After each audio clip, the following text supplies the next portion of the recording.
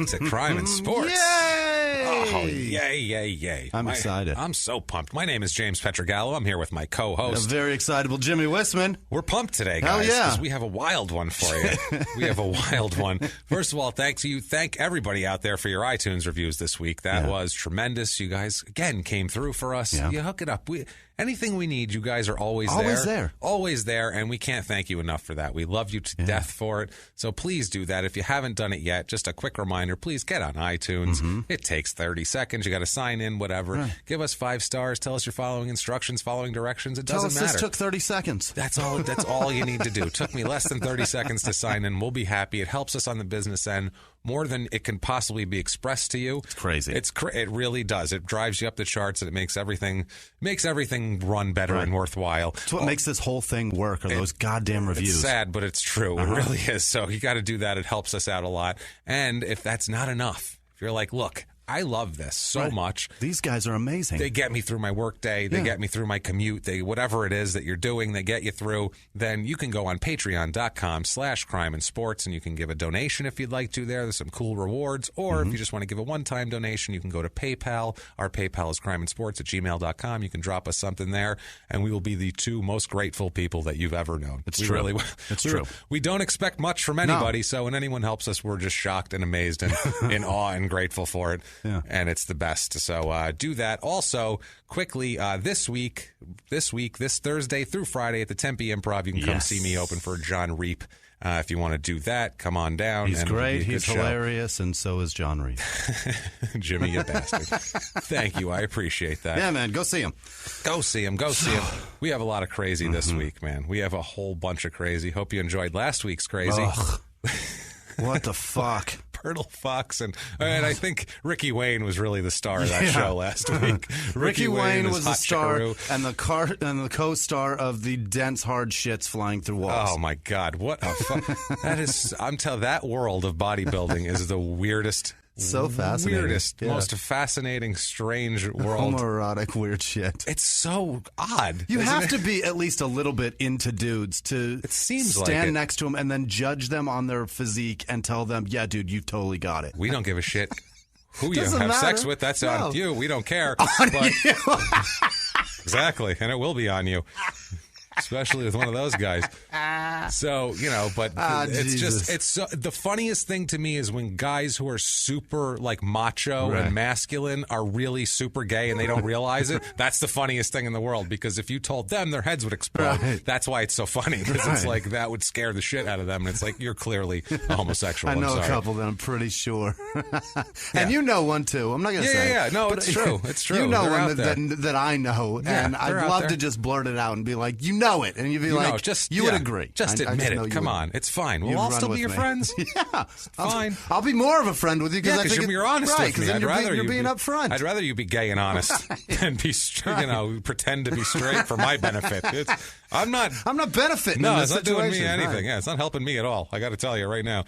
So let's get into our. This week's episode is this is one of those episodes where I was like, yeah, this guy did 1 or 2 things. Let me look him up, and was like, what is this? What? Why? How did I not hear about what happened? This is insanity. It's one of those cases where you're going to go, how did I not know this off the top of my head? It's the new Vernon Maxwell. This is if Vernon Maxwell and Ike Ibiabuchi had a love child. Oh, fantastic. He would be this man. He would be Alonzo Spellman. Okay. Alonzo Robert Spellman, as a matter of fact, an NFL football player. We'll get back to a sport that we're comfortable with this week, away from water polo and goddamn rugby and bodybuilding and all these sports that I don't know jack shit about. Right. We're back in our wheelhouse this week. Yes. He's born September 27th, 1971 was the cauldron of crazy. That's when it started bubbling up. He's born in Mount Holly Township, New Jersey. It's in the Philly suburbs. It's about 20 minutes outside of Philadelphia. Okay. It was like a nice small town, and then it started to decline in the 60s and 70s when kind of what I was reading was all the strip malls in Philly basically destroyed all of the commerce and all the stores in that area, took all the business away. So and that just became the blueprint for America's commerce. That's exactly what this is. Early 70s. That's where it started. Shit started happening, and all these small towns that were like kind of suburbs started to die like that. Okay, and so it kind of turned into there's a lot of projects, and it turns into pretty ghetto. You got to put a Dick's Sporting Good in every Yes. in every municipality, in every fucking town you've got. Definitely. It's crazy, right? Like in Phoenix here, we've got 7 different townships, essentially, I guess. 7, like Glendale, suburbs, Scottsdale, whatever. Mesa. And every one of them has a little strip area, an outdoor mall that has the same shit. A Ross, it's the same bullshit. A Joann's, a fucking some sort of sports bar. What's that stupid Hawaiian-themed restaurant or whatever? The fucking burger place? Kona Grill some bullshit like some that. Garbage. Yeah. It's got that and every garbage. town's got the same shit. There's a Cheesecake Factory and a Dick's Sporting Good. Every one of them has it. Well, that ruins towns like this. So it started to really turn into a shithole in the 70s. Good luck for Alonzo because he's born in 71 and grows up there. So tough for him growing up in this shithole area. His father is in and out of the house and eventually just leaves. And he has 5 brothers and sisters. Yeah. So this is 6 kids, father gone, shitty area. His mother, Dorothy, she tried her best to keep it together. Okay. This is one of those women where I'm like, man, this is a strong lady. She pays the bills and raises 6 kids working at a local fish hatchery. That's what she's doing. She's coming home reeking of fish every night so she can put goddamn food on the table. What a brutal life. That's brutal, but that's a good mother though. Yeah. She or a good parent, or a mother, father, whatever. She's stuck around and took care of the goddamn kids. She didn't just run away, which good for her. Goddamn it. She even sees that Alonzo he's just his body outgrows his brain. Okay. He's a monster of a human being. That's a good thing. What you just said sums up so many of these fucking guys. Yeah, that's this guy. I mean, she could tell immediately when he was a child, like, oh boy, we got to get him in sports. Yeah, like, that's going to be a bouncer or a lineman. Yeah, he's athletic and everything. Dorothy enrolled him in kindergarten when he was 4, so he went to school early. Yeah. Somehow he got to go early, so he's always a year early. His birthday may have been in that point where just on that edge. Well, yeah. It's usually 5, though. Yeah, it's usually 5. He was in kindergarten at 4, and it makes sense because when he's drafted, as we'll talk about later, he's like the youngest person in years 17? To be drafted. No, not that young, but he's 4, he's in kindergarten. By the time he's 10, he's in a gang because he's 10, but he's already 6 foot. Yeah, and he's already a big kid. He's beating up 24-year-olds. Yeah, he's already a big kid, and they're like, shit. I mean, he probably looked 15, so they were like, yeah, come join our gang, whatever. So I don't know if that was 10 years old. I don't know if that was the pitch. Hey, buddy, want to join? Hey, pal, want to join a gang? Hey there, fella. He's flipping a nickel. Right. He's like, want to join a gang, pal? Do you hate the coppers too? See, Jesus. We're gonna fight the 3rd Street Rollers at the end of the week. It's gonna be a rumble. Here, have a smoke, kid. Here, have a smoke, kid. Of course, I want cigarettes on that. So yes, he's in a gang. He's in the projects he grows up in are called the Gardens in Mount Holly. He's in a gang before he finishes grammar school. Now this is 12 years old. Yeah. He is apparently sleeping with grown married women. Yeah. Apparently he's already full grown at 12 years old. Yeah. He's already over 6 feet tall and the size of a man. He's hanging out with gangsters. He's probably hanging out with gangsters. You're going to see real women. Yeah, he's having sex with like neighbor women. Wow. Like grown 35-year-old neighbor 12 women. 12 years old, running the block. Running the block. Like, so, I mean, he's got quite the life already, and this keeps up. I don't know if anything happened to him when he was younger, too, because he's ambiguous in certain things. Yeah. And I feel like something bad happened to him from the age think? I feel like, dad living in a shitty area of Philly and I feel like he's something in gangs? Sexual bad happened to him. I imagine you're right. Except I'm going to say something weird happened to him. Yeah. Now, as big as he is, he gets into high school. He goes to Rancocas Valley High School, which is actually where Franco Harris went to high school. Shit. The Hall of Fame Pittsburgh Steelers running back went there. So that's like the idol of the school is Franco Harris, obviously, especially in the 80s when he had like just retired and had a bunch of Super Bowl rings. Super Bowl rings glistening. Mm-hmm. Now, Alonzo has no interest in football. Really? He doesn't want to play football. He's a great basketball player. Okay. Really good basketball player. He led the high school he has a single game rebounding record. Yeah. And he only wanted to play football if he could play fullback. Really? He didn't want to play defense or offensive line. And he's like 6'4", 240 pounds. They're like, you're not playing fullback. No. You're huge. Right. You're biggest kid on the field. You're going to go tackle people. You'll stop 7 guys from sacking the quarterback. No one can block you. Yeah. No one can block you. Like, he played defense. Yeah, he's a defensive end. Oh, he's going to blast through lines. No one's going to stop you. So what they did was the coaches. This is you're a big kid when the coaches come. You don't even play the sport, and the coaches come to your house and they're like, look.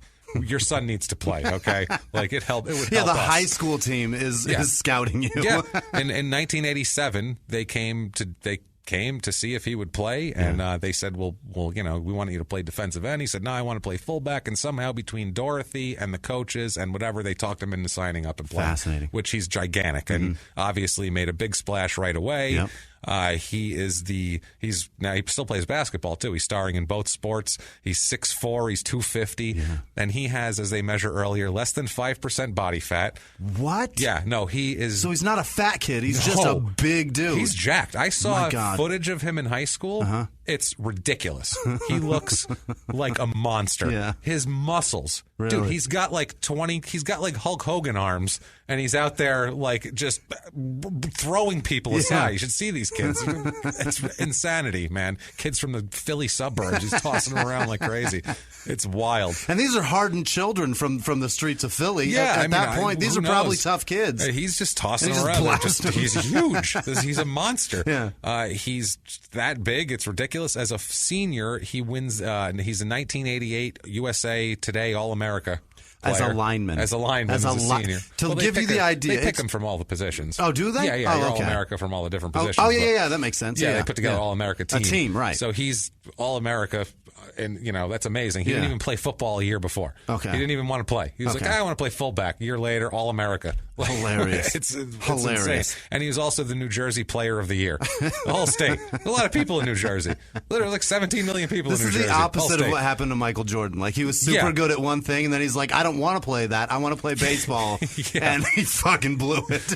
That's what I mean. But this kid doesn't want to play basketball. He wants to play basketball, not football, but he's amazing at football. And when he's younger, when he's a junior, he's only 15. Wow. So he's a year behind. So he's only 15, and people like him too. He's funny. He's personable. His teammates like him. He's like a younger kid, but they're like, man, we like him, and he's the biggest. He's a force on the field. We love this fucking guy. I mean, he's killing him on the field, and people like him off the field. Banging women everywhere. And he's got older slanging ladies. Dick. Oh, God. Slanging dick and 40-year-old women at 15 years old. All over the place. Like, willingly. Like, he's searching for that. Yeah. That's crazy. Yeah, he's searching out. I'm going to get me some strange right now. And he's going and finding that shit. Yeah, he's good. I'm not fucking with these high school girls anymore. Now, basketball also, the basketball team goes 24-3, which is tremendous. And he averages 17 points and 22 rebounds a game as a senior. So 22 boards a game. He could have played, college basketball. Probably no problem. I mean, at 6'4", he's probably not going to be he's going to be a small forward at best. But maybe he'd be like a Barkley, though, as big as he is. He'd just be knocking people out of the way, just getting rebounds. Taking those rebounds away from people. So everything's going well right now. I mean, he's a high school All-America in football. He's at 17 and 22 on the floor in basketball, 24-3 record. Jesus. Life is good. Avalanche of poon. Oh, I was going to say avalanche of older women. This is a great year. But of course. No. Of course he's got to mess this up. Did he get an old lady pregnant? This is not an old lady. This year he's got a girlfriend who's a college student, of course, because she's older. A woman named Roxanne James, and gives birth to a little girl that is most certainly his. Yeah. He finally also, too... He is bad at test taking. Okay. He's not great at test taking. Yeah. So it's called stupid, James. I don't know if he's stupid. He's not stupid. Okay. He's really not. He's more He's street lazy. Smart and resourceful. Yeah, he's not smart. He's intelligent, though. It's hard to get into, as we'll get into later. He's an idiot, but he's intelligent. He's a complete moron. Don't get me wrong.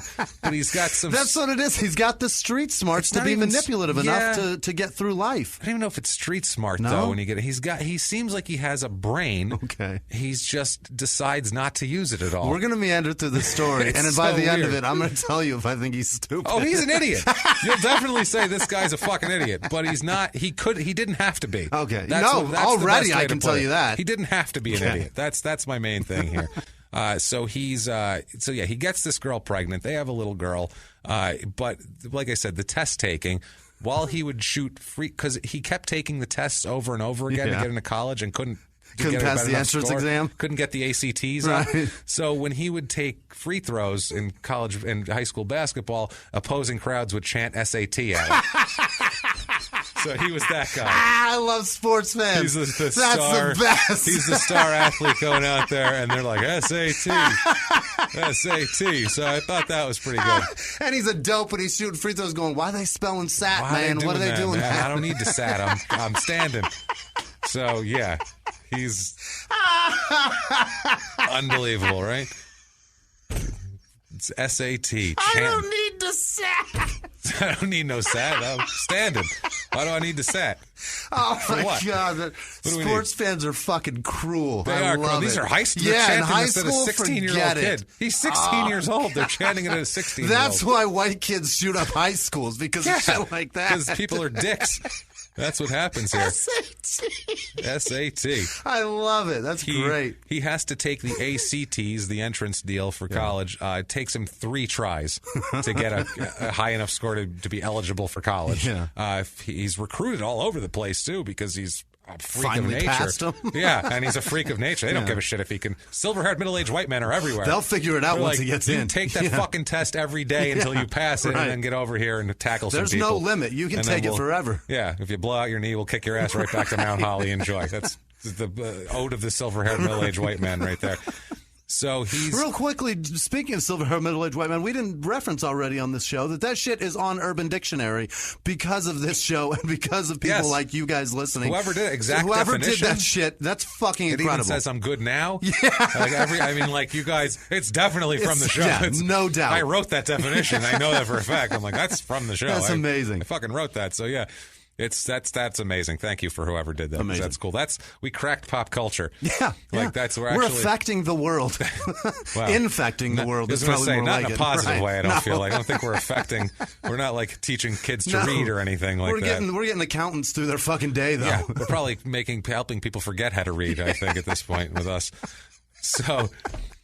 He's third time ACT, he passes it, or whatever, gets a high enough score for make him eligible for college, which is, he knew his name and his address he had to remember. He couldn't get that on the first 2 tests.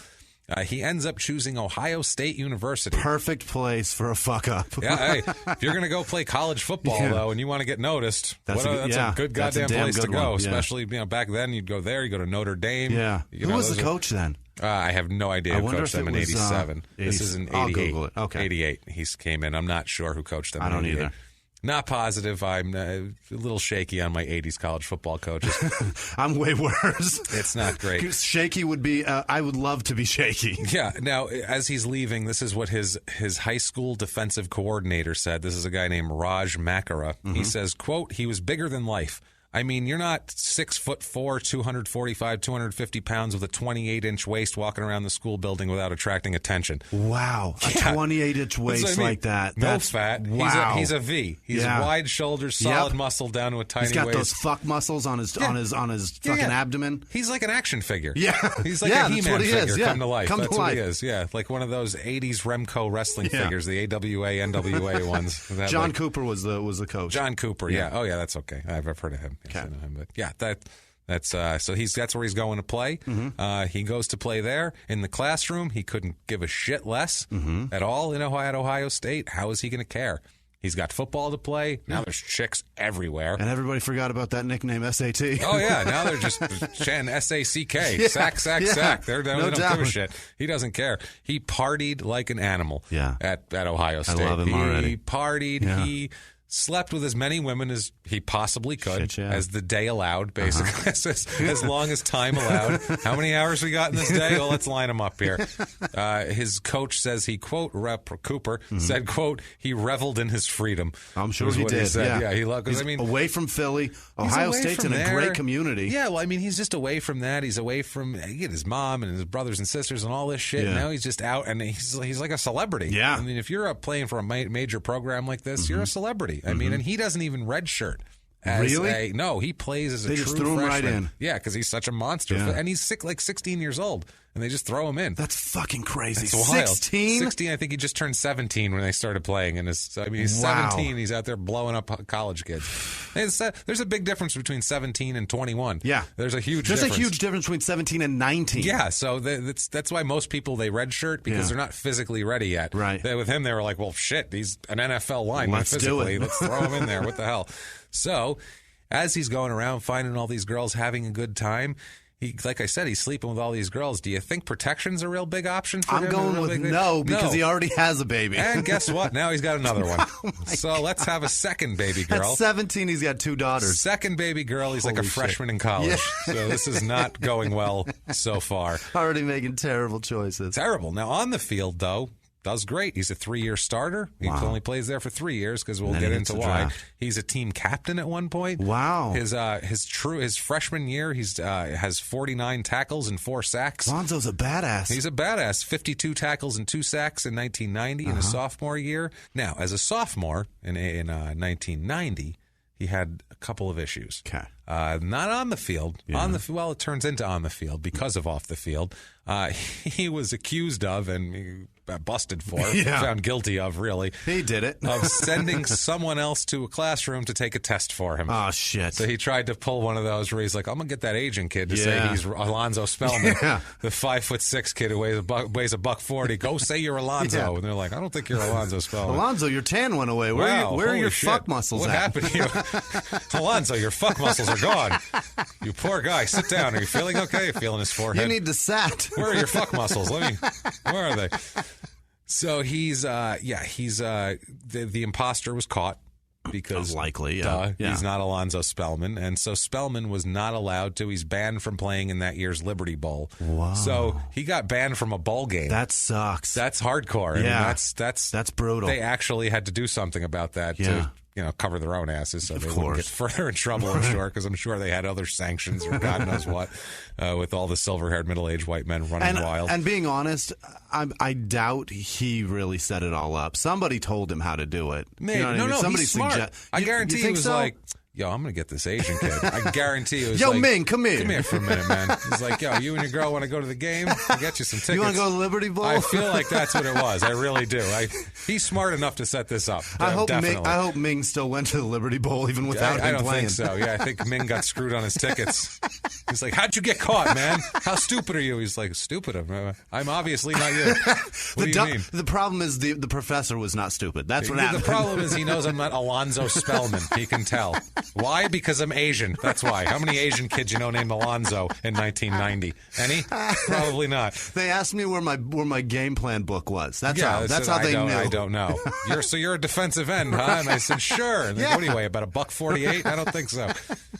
So I love what they do here too. He's not allowed to play in the Liberty Bowl, and also he's not allowed to re-enroll in school until the winter quarter of '91. So they're like, you come back when there's football to play. Yeah, that's what they did. That's perfect. Like, literally, that's what it was. Like they don't give a fuck about him and his academics. They're like, look, we both know what you're here for. Come back at the beginning of football season. Come back when we need you for that. Yeah, we don't need you here. On the field, he plays well, but it's still below expectations. They expect him to be a freak of nature. Shut down the world, be the, like he did in high school. Like he did in high school, and just like they think he can do, like they did when they saw him. They were like, look at him. Silver-haired, middle-aged white men started tingling with spidey sense going crazy, and like, he can help us. He can pay my mortgage. He can do it. He can keep me from getting fired. Yeah. So, he plays there. He was all Big Ten and won a team MVP in his junior year, which is good. He had a better year his junior year. He also earned first team All-America honors. So that's pretty goddamn good. Yeah. That's not bad, but he still didn't play as well as they thought he could play. Okay. Like that's how he was still underperforming. So they had high expectations for their program because if that's low performing, then and they looked at him and watch were like, the fuck out. That's the best athlete in the country. Yeah. He's going to dominate in here, and so if he does anything but dominate, they're a little disappointed. Yeah. But he plays well enough to make the pro scouts drool because they look at physicality. Yeah. They look at it, and they don't look at so much college stats. I mean, they do, but they also look at what would he look like on an NFL field. Because you can get a guy who does a great college, Michael Sam, as we know, like guys like that. I think of another one, a little man named Tim Tebow. Tim Tebow, I was thinking defense. Yeah, all right. Tim Tebow, though, that's what I mean. You can look completely different on and off the college field. Athletic prowess can't be coached. No, you know that's the thing. You can coach people to do some things in college that just because they don't have a specific tool that's athletic, they can still succeed in college. And in the NFL, you better fucking be the greatest athlete that ever lived. And have all the skills. Yeah, that's the and thing. know how to get coached. I feel like they look at these college guys and they're like, okay, I'm sure our coaches are better than their coaches. Right. We're going to teach them the technique and all that shit, but we need the raw material. Yeah. We need the marble to be able to chisel it out. Chisel it out. Otherwise, we just have a big a shit statue. Right. We don't want a shit statue. You know, what are we going to do here? No, shit, we don't need a testament to shit. So he decides to not play his senior year and to pull himself out after his junior year, make himself eligible for the 92 draft. Really? At 20 years old, he's going to go up for the NFL draft, which is extremely young to go in the NFL. So young. It's so young. They look at that. They like 22 in the NFL because they're like, okay, this guy's physically done, but with him, physicality isn't a question at all. His coach at Ohio State, John Cooper, who we discussed, said, quote, you look at Alonzo and put him through any kind of test you want to, and he'll score high. So he's like, that's all it is. He's unless like, it's the ACT. Unless it's the ACT, and then he's going to need a few shots at that. He starts, there's character questions. All they talk about going up to the draft is his test thing, where getting the guy to scan the test for him and shit like that. They talk about that shit a lot. Yeah, it blows it way out of proportions. We have it in their own words of what he thinks about this. Okay. In their own words, quote, there's been a whole lot of talk about that. It has been a question of whether I can play every down or whether I take plays off. That's something I'll have to prove when I come to the pros. I try to ignore the criticism. When I come to the pros. When so I he come already to knows. the pros. He knows he's going to the pros. This is right before the draft because everyone in the draft, they were talking about his character questions. That's where he's like, yeah, everybody's been talking about that. Yeah, no. They're going to say I take plays off. Fuck that. Yeah. Doesn't matter because I'm getting paid. Right. He nicknames himself, which is always a good sign. That's never good. That's one of the crime and sports red flags. Yeah. You don't give yourself you move home, you find religion. Right. By the way, he pretty much covers. I think he covers every one of our rules. I love it. Or him. He is the quintessential prototype crime sports prototype fuck up. Prototype idiot who does not follow any of these rules. We went with idiot. I like that. Yeah. What the hell? He nicknames himself Zoe Man, which isn't even creative. No. And he calls himself Zoe. Later on, he has a white Mercedes with a Zoe license plate. It's and what year is this? That's what I mean. Alonzo Mourning's already in the NBA. That's what you I'm don't get saying. to do that, motherfucker. No, there's already a Zoe. And he's already go played. by Al, fuckface. If you don't, perfect. If you don't know who Alonzo Mourning is, if you're not a big sports fan, he's a basketball player who played at Georgetown, Miami, one of the best and Charlotte at that time. He's a hell of a center, tough guy. He's a monster. I think he has one kidney. Does he really? I believe Alonzo Mourning had to have a kidney. Did he lose it? I think he had to have a kidney replaced. Okay. I think he had a problem with that. Yeah. Oh, no. That makes me sad. We all like Alonzo Mourning. I used to love the Charlotte Hornets, man. That was my shit. And that was Larry my jam. Johnson, obviously. Yeah, come on. Larry Johnson, Muggsy Bogues. Yeah, that was the squad, man. God, it was so fun. So was it Del Curry, too? Yeah, Steph Curry's dad. Steph Curry's dad shooting threes out there. Raining them. He had a record for a while for once in a game, I think. David Wingate? Forget it. God, David Wingate, by the way. I know! We will be discussing David Wingate. That guy bums me out so much. Has had so many rape allegations. He's a terrible human being, He's from not what a I good understand. guy. It was like 1 year he had like 3 rape allegations. It's like, that's 1 year. Stop it, David. Stop it. You were once a star. I enjoyed you. Now back to Alonzo Spellman. All right. We are at the 1992 NFL Draft. Okay. It's April 26th, 1992 at the Marriott Marquis in New York City. It's on ESPN. Mm-hmm. This is when they started, they started in the early 80s televising it, but this is when it started to become something that people watched. This is a weird draft. First of all, this is the shittiest draft in the history of football, player-wise. I know this for a fact, and I knew this before I read a thing because I was 14 years old at this point in time, and I was huge into collecting football cards. Yeah. And I spent a whole bunch of money buying football cards for 92 just because that was the year, and I loved football cards. It's the most football cards I bought was in 92. Not a player worth a shit in the entire draft. Not a player, just a whole lot of David Klinglers and guys like that, Quentin Coriat and pieces of shit like that. Speaking of Quentin Coriat, we'll talk about him in a second.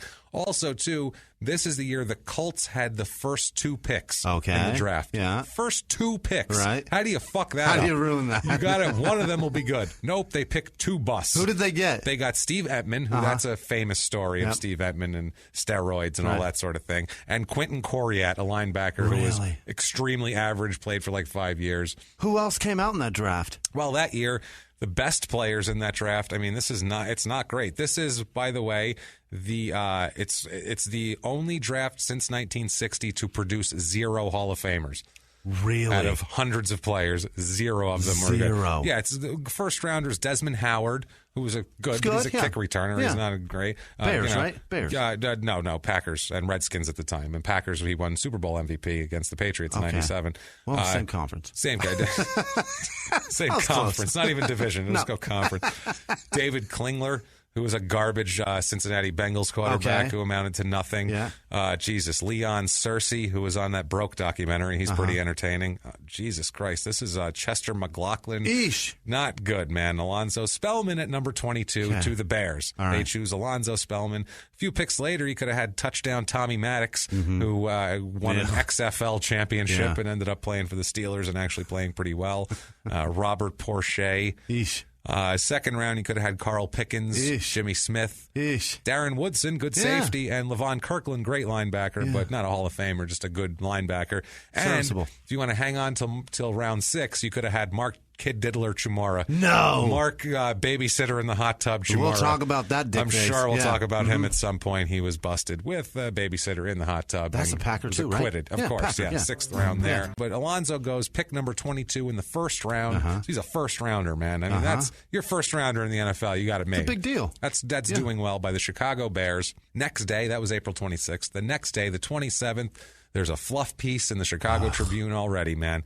The fluff pieces rain on this guy, by the way. Oh, God, he hits all of them. All the rules he breaks, all the fluff silver-haired middle-aged white men, fluff pieces. This is a crime in sports. It could be like if you are new to crime in sports, this is a good This is a good first episode to listen to. It's just as good as any of the others. The fluff piece is called, quote, Spellman potentially a real plum. Really? Which, very creative. Yeah. He's the best athlete available at the time. That's where they took him. We got a quote from Mike Ditka. Yeah? Mike Ditka drafted him, by the That's way. it. Yeah, that's another point. Yes, this is Mike Ditka's last year of coaching the Bears. That was his last one, 92? This is his last year, and this is the last year of the Bears being that Bears, that 80s Bears. This draft ruined Mike Ditka. That's what it is. It didn't help him any. He's like, are you shitting me? Look at these names. This is the last year that Mike Singletary played there, that Richard Dent played there, that Dan Hampton played there. All the guys that made up the core of that team, they got them. It was like after 98 with the Bulls. They just shipped everybody out. Phil Jackson's gone. Shit can the whole start over. Blow it up and start over. So Mike Ditka says about Alonzo, quote, this guy is a very strong, aggressive young man. His football is just going to get better all the time. Is he perfect? No one's perfect. Yeah. So he's like, I don't care. He can tackle people. I don't give a shit. He said that through a piece of spearmint gum. Yeah, he said, he said it like Norm Macdonald doing a Burt Reynolds impersonation, which is like basically a Mike Ditka impersonation. It basically is. Yeah, that's pretty much. It seems like he had a Mike Ditka impersonation, and he's like, if I put a hat on, I'm Burt Reynolds. If I take this ill-fitting sweater off and just put on a cowboy hat, I'm all of a sudden Burt Reynolds. If I look like the Bandit, I'm fucking, that's perfect. Now, a defensive back named Jeremy Lincoln, who was also drafted by the Bears, said about Alonzo, quote, he was in the mix, but he didn't have to be the man. He didn't have to play outside of who he was, and sometimes he was unstoppable. Because he was a rookie on a veteran defense. Those are those 80s Bears defenses. If you don't know about football, in the 80s, the Bears had... That was the Bears' vaunted Bear defense. There are a couple of defenses that the Orange Crush in Denver and that fucking Bears 2000 defense. Ravens, the Doomsday late 70s Cowboy defense. And Purple the People Raiders Eaters. in the fucking 70s. Yeah, there's a few of them. Right. But those 85 Bears are known as, if not the best defense of all time, top 3 undisputed. Absolutely. Nobody will argue with you. There's someone who might say, well, that one was a little better, but they're always number 2. Right. It's that sort of thing. So he's joining that. This was at the end of that. And these are who he's learning from. Yes. That's awesome. It's a good rookie time to be around. It's you're in a veteran place and, that sort of thing. Now, Alonzo buys into all this. He starts calling himself the last Hallis Bear. George Hallis was the owner. So he's saying, I'm the last Hallis Bear. I don't know what he was thinking, why you got to be cocky like that. He really wants to be something. He also told the press that he was the sheriff. What is? No, you're like not. In a Western, he said, because he used to like Westerns when he was a kid. So he's like, I'm like the sheriff from those Westerns I used to like when I was a kid. And it's like, no, you're a football player. Shut the fuck up, make a tackle, get your paycheck. Be a Hallis Bear and just go do it. Yeah, just go do your thing and shut up. Now, he buys his mom a house, which is nice. Good for him. Gets his mom out of the projects, which is, we always like it when people do that. Countless friends take money from him.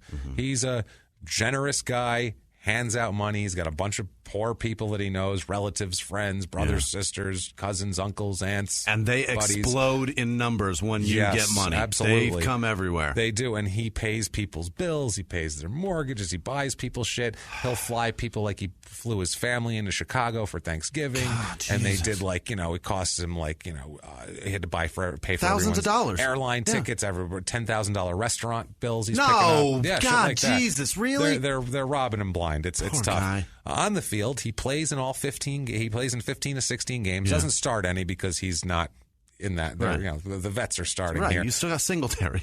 Yeah, he has 4 sacks, though. 4 sacks for a guy who's not starting. Wow. That's fine. Yeah. That's showing potential as a rookie. He's 20 years old. Yeah. You know what I mean? Like, he got to a quarterback 4 times. Yeah, that's not bad. He had 30 tackles, which for a defensive end is fine with that many sacks. That's great.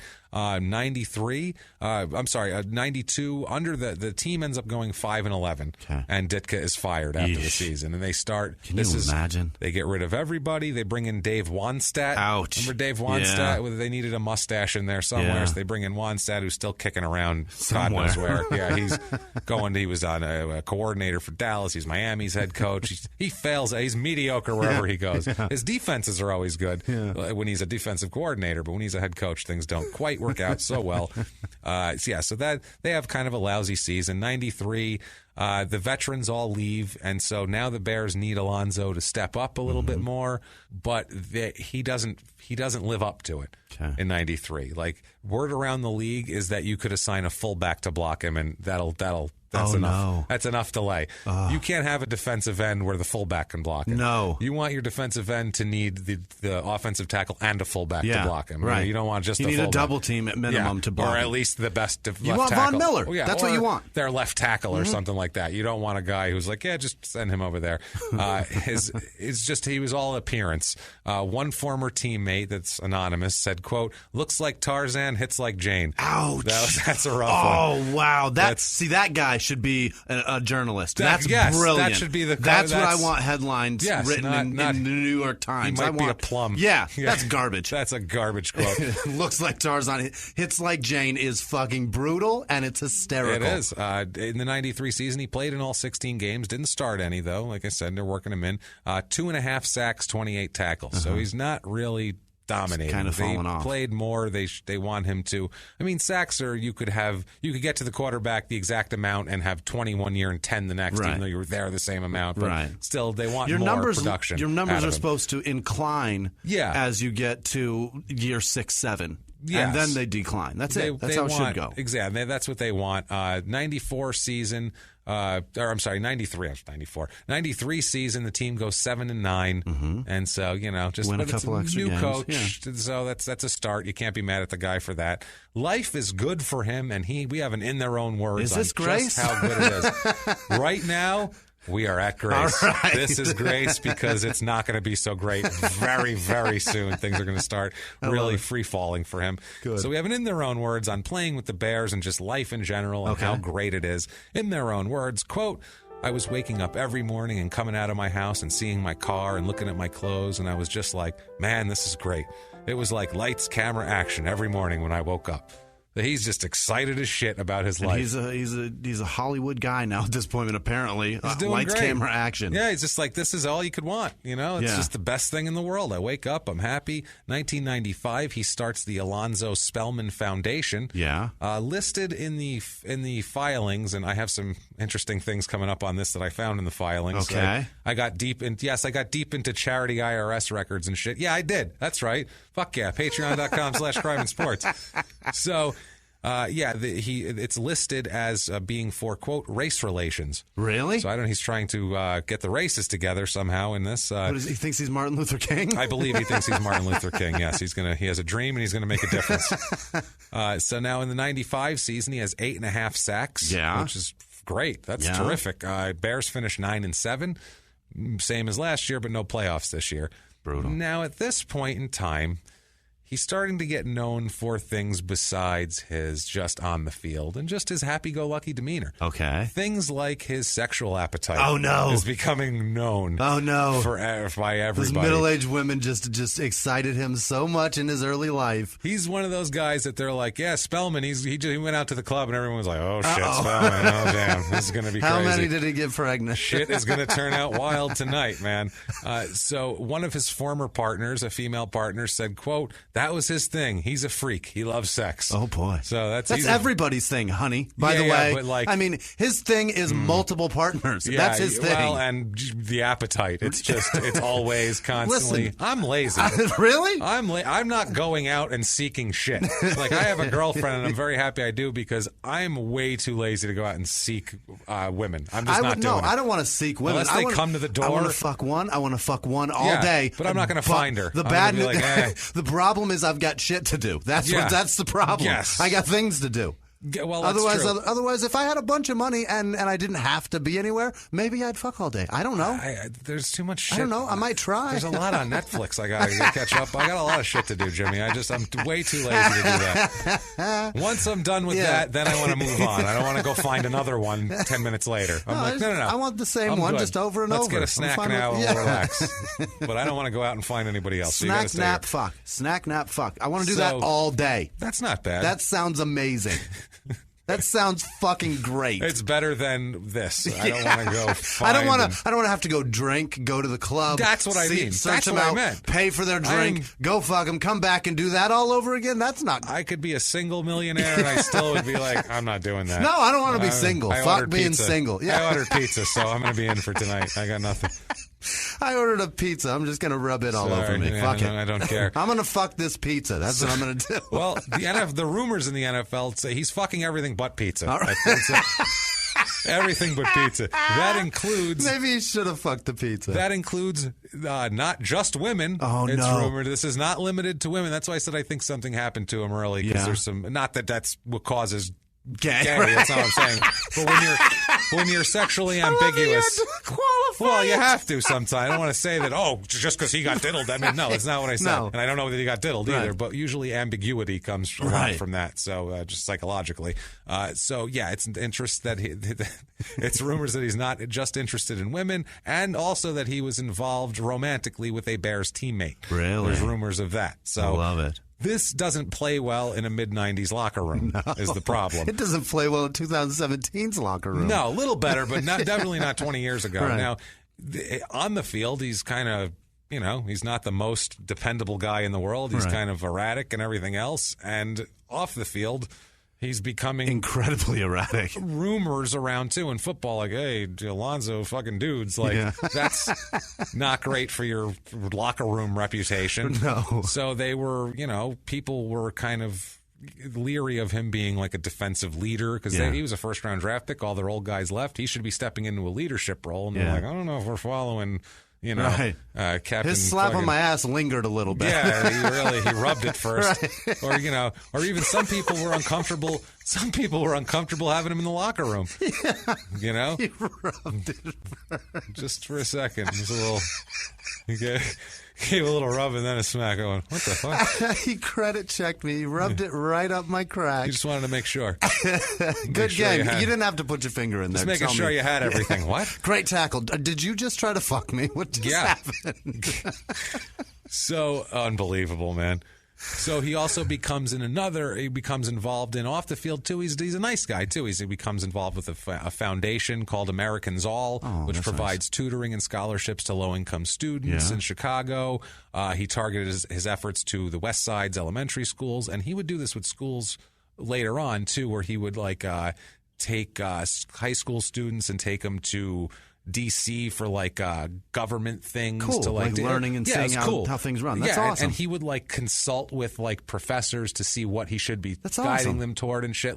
He's got a good heart, this guy, and shit like that. This is a guy where every time he fucks up, you're like, no, stop it. You could be such a good person. Yeah. You can make a difference, Alonzo. You can do things, and you're not doing them because you're a fucking idiot. See, he's not stupid. No, he's an idiot. He's an idiot, yeah. There's a huge so far, difference. I think that's where we are. He's not stupid. He's an idiot. Yeah, so the 96 season on the field, Bears go 7-9 again. They seem to go 7-9 every year with Dave Wannstedt here. He has 8 sacks on the field. Not terrible, not great, pretty good. After the season is when his contract is up. Yeah. It expires, and the Jaguars push hard for him.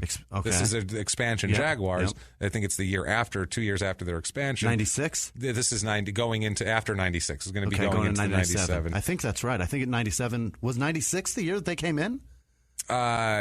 Shit. No, 95 they came. Okay. 95 they came. All right. They were 2 years removed when they were in the championship game. It was their second year. So the Panthers and Jaguars come in. The Jaguars want him. Because the Patriots beat the Jaguars in the AFC Championship game, went on to play the Packers and lose to them. Desmond Howard, who was like the fourth pick, was the MVP of that Super Bowl. It's all full circle, baby. It's all full circle. So, after this year, they offer him a 4-year, $12 million contract, and they also offer him, here's the thing that they offer him, they offer to set aside an additional $100,000 a year for his charity. The Jaguars do this. The Jaguars offer to do this. That's an awesome offer. That's part of his thing. They agree, but the Bears, they matched the offer because it was his rookie contract, so they have a right to match. Yep.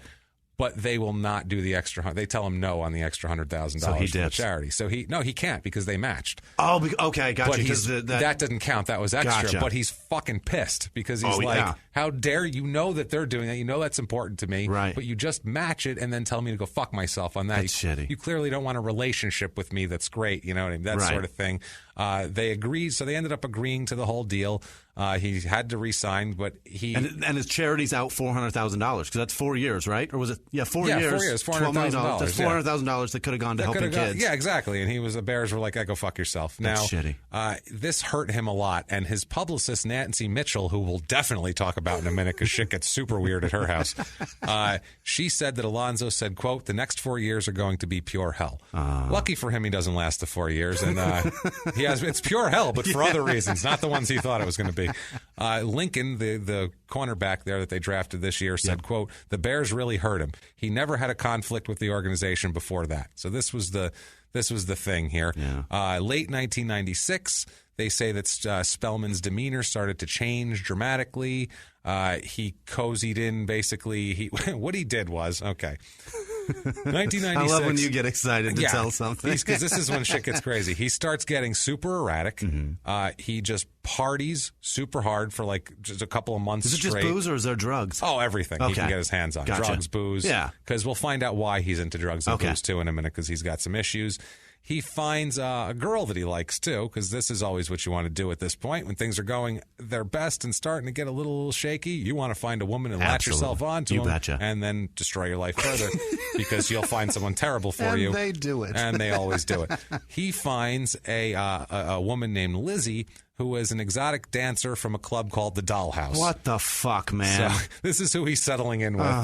Not terrific. From the Dollhouse? The Dollhouse is the name of it. The Dollhouse. That's a very popular one in Tampa, and it's classy, but not the chicks. I don't think this is Tampa, but I'm sure there's a Dollhouse. I'm sure in it's most related. Cities. Yeah. Who knows? It's probably a chain of them. So in early 97, right after the 96 season, early 97, Alonzo and Lizzie disappear for like a month and a half. Nobody hears from them. They're gone. Fuck, snack, nap, babe. That's what they're doing. They're just in the house. They don't even have time to order pizza. Right. They come back a couple months later, married. Oh, God. So you want to get married to a dancer. That's where you want. Good snacking, good there napping. There we go. And now he's got problems here. Jesus. So he comes back married, and all the friends say he came back different. When he came back from there, he empty. Was a different guy, depleted, just sore. Shrunken, no more fuck muscles. No, they said he was withdrawn. They said he was thin. Yep. Not as carefree as he was, kind of miserable. That's a month and a half with some crazy drug-addled stripper will do that to you. You betcha. Soon, they said basically one of his friends said he was completely off the hook after that. Then this is when shit fall apart. Yeah. Here it is. Buckle up, okay? Because it's going to get fast. It's coming fast and furious. All right. March 1997, he is stopped for speeding. Mm-hmm. He's going 88 miles in a 55-mile-an-hour zone in Illinois. Wow. He's charged with that. He's charged with 4 other traffic offenses, and also he's charged with carrying a loaded handgun. Yep. You got to have that. Turns out he had an Illinois permit for the handgun, and so he was cleared of that. He just had the traffic charges, but still he made a big scene, and it was a big mess, and it was a thing like that. In training camp that year in 97, he fights with Dave Wannstedt, the coach, a whole bunch. Mm-hmm. He gets in physical fights with an offensive lineman named Andy Heck on the team repeatedly. Okay. Gets in physical altercations with this guy Lover's on and off the field. Maybe. Who knows? Maybe. I would hate to see those two have sex because that would be gross because he's a big white offensive lineman. He's a big white offensive lineman with a beard. It would be hysterical. Oh, give it to me, Alonzo. Give me your fuck muscles. No, I don't want to see that. I'm out on that. He's visual. like, you're too thin now. I don't want to fuck you anymore. Come on, now you're all withdrawn. Give it to me good. So Oh, man. Gay sex you got to rub hysterical. it before you slap God it. damn it, it's so funny. Especially when it's between two extremely masculine ridiculously men. not stereotypical That's homosexual what it man. is. Yeah. So he's fighting with Lyman. He's fighting with the coach. Yeah. In August of 1997, he is sued for for support by a Chicago woman named Nina Fan, who in August of 1997, this month, gave birth to his son. Oh, shit. So now he's got more kids. Got 3. I think he has 6 in total. My God. By the end of this whole mess, just to put a ribbon on it now. The judge in that case, what the judge does is freezes Spellman's bank accounts and investment accounts when their lawyer, Fan, the woman, her lawyer said that he hasn't been working because his contract was up, and so what's going on here? Yeah. And that the judge, basically, he needs this fucking money, and he might run out of money if you don't freeze his assets. Yeah. Which isn't going to happen. You can't take all my money, I need food. Deal. Right. Yeah. So 97 with the Bears, it's ridiculous. He wasn't unemployed. He was off season, which is weird because in the off season you don't get paychecks in the NFL. Only pay during the season. You only get 16 weeks of paychecks. They considered that unemployed. It's like he'll get more. Right, There's it's more coming. Right. So the whole 97 season, he has a bad shoulder injury in the beginning. The Bears accuse him of dogging it the whole time. He doesn't get a surgery that they recommend for him, the team doctors and all that. He misses 9 games. They charge that he doesn't get proper treatment. Like I said, he plays in 7 games, misses 9. He only has 2 sacks. Eventually, the team suspends him for 4 games, telling him that was part of it, saying that he was dogging the injury and he wasn't doing it. The Bears go 4-12 that year. Yeesh. So it seems like they were probably looking for a scapegoat too. You bet. Like, let's blame him. We got to blame. We're a mess. And if this guy's shoulder is fucked up, then we've got something. That's the thing. Let's just blame him. Now, when he comes back from the injury on December 8th, 1997, there's a fluff piece waiting to go. It's called, quote, Spellman returns a changed man. That's as fluffy as you get. Happy to be playing. It's ridiculous. He makes his presence felt, the whole deal. He hasn't been around since mid-September, but he's skipping around. He's so happy. They said he looks and feels like a rookie. He's just a different man. He says that he can't even explain the feeling. He's like, I'm just so happy and anxious. I'm just the happiest guy to be here right now. Tarzan coming back for a triumphant return. He's up right now. He ain't Jane anymore. He goes up and he goes down. With the suspension, they end up doing arbitration in January of 1998. He does arbitration. And they end up having to pay him $335,295 in back pay. Wow. Saying that was bullshit. You can't just say a guy's dogging it. This is why unions are great. This is why, that helps. This helps. Now, at this point, I noticed the Alonzo Spellman Foundation. If you looked up in 98 what was going on, it's listed in Tower Lakes, Illinois, and it says, quote, the organization has not appeared on the IRS business master file in a number of months. It may have merged with another organization or ceased operations. The organization's exempt status was automatically revoked by the IRS for failure to file Form 990, 990EZ, 990N, or 990PF Whoops a daisy. For 3 consecutive years. Oh, shit. Further investigation and due diligence are warranted. Wow. So there was his charity, and that didn't go too well. He's not real good at filing paperwork and shit. Maybe he just forgot to hire somebody for it.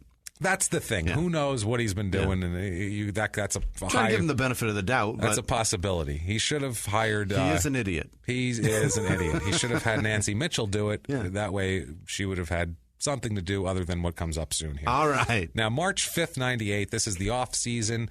Spellman has a meeting with Coach Dave Wannstedt, the head coach. He wants an assurance that he won't be traded. The Bears are trading everybody. They have this weird trade thing going on where they're trading people for draft picks. 4-12.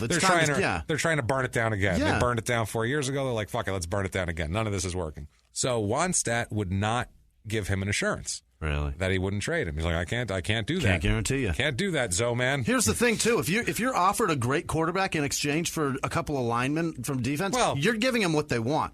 To build your team up, if it's beneficial to your team, you're going to unload some shit. They're just dumping shit for draft picks, trying to restock. Listen, man, in football, you don't get player for player. Generally, at 4 and 12, for draft pick. At 4 and 12, I'm taking my chances on another 92 draft. That's what thing. I'm doing. You never know. And these were better drafts too. Shit, 98 could have paid. Get out of here.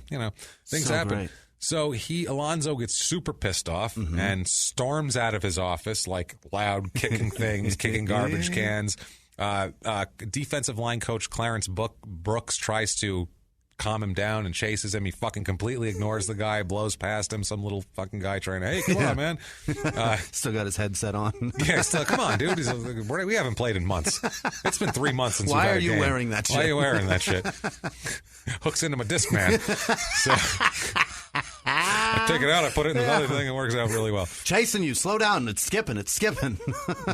Jesus Christ. Doesn't have the buffer. Doesn't have it. So March 5th, 98, he does that. They don't hear from him until the next day when he announces to the press that he's retiring from football. What? That's what he said.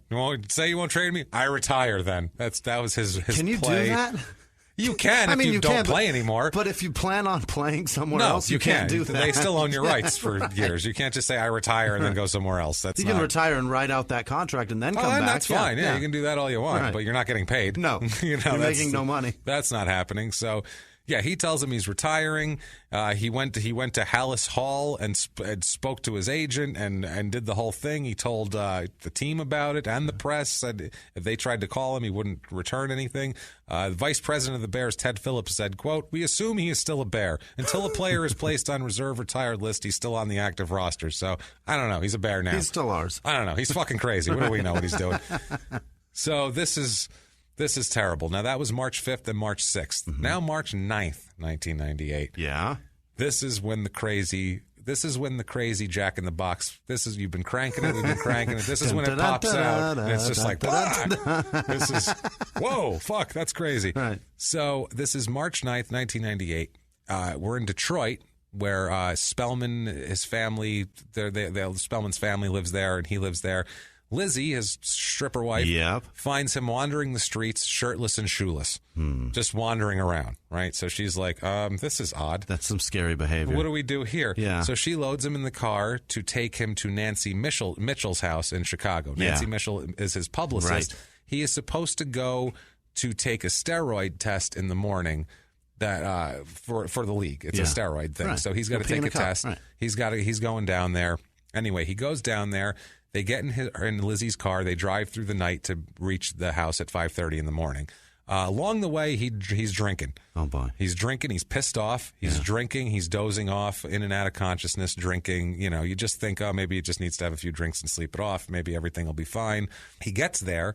He finds out that the test is going to be delayed because there is a huge blizzard in Chicago. Okay. Huge blizzard. It's a good thing. It's a good thing. No, because it's supposed to be administered at Nancy Mitchell's house. Oh. There's supposed to be a doctor coming because that's what they do. The doctor can't get there through the blizzard. They knock on your door. Right. They'll come knock on your door. There's guys all the time that say, yeah, I'll just get it off season. I get a knock on my door at 6 o'clock in the morning and I got to go piss in a cup. You know, like no matter what I'm doing, I got to stop and go piss in a cup, which is fucking ridiculous. But anyway, I don't care if you're on steroids. I don't or not. either. Yeah. Juice up, go out there, go be nuts. fun, be entertaining. Try not to concuss anybody. Do you know how much a ticket to a game costs? Yeah. You know how much my NFL ticket costs? Pay at for home? those steroids. Go nuts. Yeah. Go crazy. Invest. Yeah. Invest in yourself. We'll put it that way. Invest in yourself. Costs me a lot to watch this shit. You better perform. Now back to the show. That's the thing. So he goes nuts when he finds out that the steroid test will be delayed. Yeah. He's like, no. He starts losing his mind, rips a phone off the wall, kicks a garbage can, starts doing all this shit. He's freaking out. This is at 8 a.m. They got there at 5:30, 8 a.m. He said, I can't get there. The doctor said I can't get there because of the snowstorm. Yeah. Loses his fucking mind. Throws a lit cigarette on the floor. He was a smoker, too. Always a smoker. From back in the college, he's a smoker, this guy, which is odd for an athlete in that kind of great shape. But he's a smoker. What are you going to do? So you hear that? You can smoke and still have fuck muscles. There you go. Go nuts. No problem. Yeah, they're not going to affect your fuck muscles. So he throws a cigarette butt out on her floor, and then Nancy Mitchell said, quote, then Alonzo pulled the phone off the wall. That was the sign that he needed help. That was our signal that maybe this was something we couldn't handle. The no shoes, no shirt thing didn't fucking raise a red flag? Maybe he's okay now, but now they're like, okay, this is nuts. He tossed around art objects all around art, books and shit he's throwing. Breaking Fabergé eggs and shit. Going nuts. Then he starts threatening suicide. And he starts saying he's going to kill himself. Okay. Nancy now Mitchell, it's not funny. Yeah, Nancy Mitchell said that she knew it was time to do something when he said, quote, I want to kill myself. Yeah. She was like, okay, we need to... Some shit's deep now. We need to fix this. Yeah. So she's also kind of his personal assistant, publicist. She takes care of all of his shit, basically. She she and her son had died 2 years ago, killing himself. Oh shit! So this to her is like, she hears I want to kill myself. She's on the phone. Yeah. No, and let's get you help. Good. So Mitchell said, quote, he was trying to get a reaction from me. He knew he was going to feel the pain the most. I told him nothing you can do won't make me love you. Mm-hmm. So she was trying to like, hey, you can't piss me off. It's fine. So she ends up dialing 911 because she can't talk him down. Now, what ends up happening is that the weather made it so all of the cops are on the road. All of the cops are like out directing traffic. There's all the lights are off. They're tending to accidents. There's nobody available. There's no cops to come. The only cops they have available is the SWAT team. Oh God! All the regular officers are out. Yeah. So the SWAT team is dispatched to the house. So they're like, how do we talk? We have to scale the roof. We have to we have to break out windows. We have to jump in. That's what we're trained to do. That's what we're going to do. So 10 SWAT team guys come. They have helicopters. They have machine guns. They really did it. They perimeter the deal. They don't invade the house, but they perimeter. I mean, they act like it's a fucking. This is just a guy who said he's going to kill himself. Like it's not a hostage You could just situation. go walk up and talk to him. You don't have to like surround the house. This is only escalating it. So they're out in the front yard. He comes out into the doorway. He's got a big leather belt. He's like swinging it around and snapping it like a whip at him, telling him to get the fuck away from him. He said that if anybody moved at all, he would crack the belt like a whip and freak out and say, "Don't come near me, goddammit." And so this is the type of shit like. This is how people get killed. Yeah. Like, some guy could have just been a little itchy that day and shot him, and they would all unload it on him. And they didn't want to kill a bear. No. Like, not you don't want to kill a bear in Chicago. No. Like, that's not a great look. And it's bad PR, generally. It's like the kill Ohio a bear. Zoo. Especially if he doesn't have a gun aimed at you. Right. It's going to look bad. Right. So it's not good. So that was a gorilla. Whatever. Yeah. Well, either one. But they're afraid of him. They're afraid of him as shit, and they don't know how. The cops are scared. He's a huge, crazy man who's acting like a lunatic, and you can't reason with him. Right. So they have no idea how this standoff is going to end. It goes on for 10 hours. What? 10-hour standoff with the cops. With a suicidal man. With this giant, suicidal, crazy guy. And he didn't do it in that 10 hours, so he clearly wasn't so devoted to it. What ends up happening is Mike Singletary... The all-time Bear great, one of the greatest middle linebackers Probably in history. Probably the best Bear ever. One of the greatest Bears ever. Walter Payton might have something to say about that. Terrible 49ers coach, but a great Bear. He was head coach. Yeah. He is driving around. He hears this shit on the radio. Wow. And he's like, what the fuck is going on? He's like, he knows Alonzo Spellman because his rookie year. He showed him how to be a Bear, right. So what Mike Singletary does, he hears where it is and he drives there himself. Wow. This guy's a man. What a hero. He drives himself to the house. Yeah. He goes through the cops. He says, and the cops aren't going to stop him. He's Mike Singletary. He just looked down through his eyebrows. He said, I'm going on in the house. And they were like, right here, right this way, Mr. Singletary. We'll shovel a path for you. The scariest eyes in football ever. Oh, they were. He was scary. A monster. And he steps into the house. Yeah. They let him into the house. And, Alonzo's not going to push Mike Singletary away. So he said, this is what Mike Singletary said about it. Quote, Alonzo was just sitting there in a chair in the middle of the room, and he had been drinking a bit. And when I walked in and he was just sitting there, out of it, really out of it. The only thing he really asked me to do was, he said, if you'll promise that you won't leave me, you'll stay with me, then I'll go.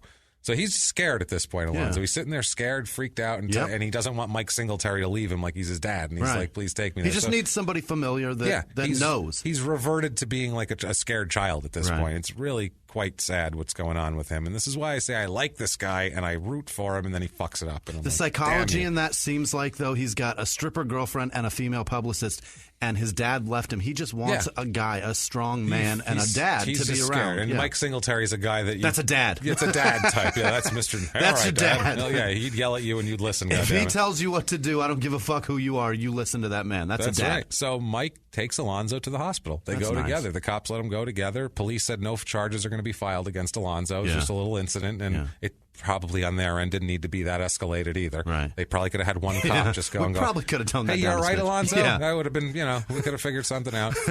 We treated this shit like The Negotiator with Samuel L. Jackson. Yeah, no, that's true.